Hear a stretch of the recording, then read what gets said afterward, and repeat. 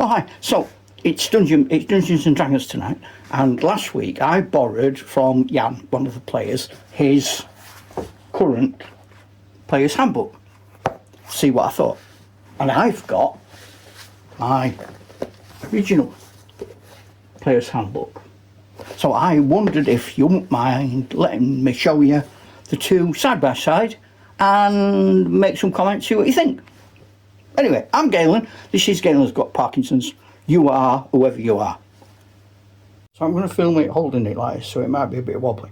So there you see, new one on the left, my old one on the right. You had a look at that, haven't you? So we open it, see the first difference. That's the new one, that's mine. With my own private good hits, bad misses chart. The inside, proper. They're the corresponding images for the two first pages with any real graphic. Now this is the first big difference.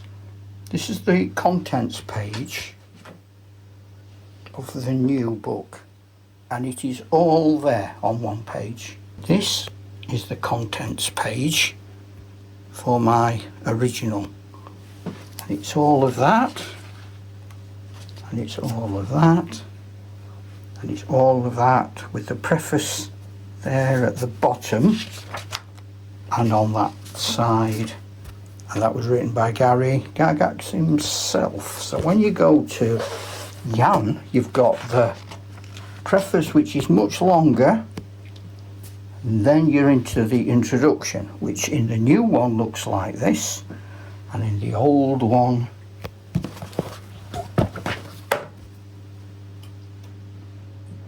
looks like this. Turns over a page, and the next thing we come to is creating the character. So in the new one we've got additional bits here. Look, we've got the 3 pillars of adventure, the wonders of magic, and then we come to part 1 with a beautiful graphic, which I don't have in my original, for creating a character, or another graphic. Step by step character creation. I don't have anything like that in mine. Mine is just a very small print. But in there you can find out what you've got to do to throw dice, to adjust. That's the 3rd page. That's the 4th page. That's the 5th page. So the difference is that these are all illustrated with really nice graphics. Very clear and easy to read tables. Far more complicated. I mean, the games are so appealing, aren't they? I mean, that's beautiful. If I'd been given that in the 70s, I'd have had a thrombosis. I'd have been in intensive care. Everything looks very technical. That looks like something I would have got in a A-level maths textbook. If we look at something specific like a paladin, there he is, all lovely and explained. One, that's the paladin, and that's the image, and these graphics are amazing. I mean, they're absolutely stunning, beautiful, absolutely beautiful. I really like them. That's what we had. Are you jealous? So all in all, looking at the two books, I have to say, obviously, the new one is beautiful. It's absolutely beautiful. I also have to say, you're not comparing like with like. My book was the first. There's been 50 years of evolution and development, not just in fantasy games, but in our games, what we know, what we see, competition, films, books. Our exposure to that fantasy world is different. It's not just Tolkien and some sort of Victorian, early Edwardian writers. And we accept so much more into the game now. When I started, and I don't want this to sound snobby, it was like a university A-level intellectual type game.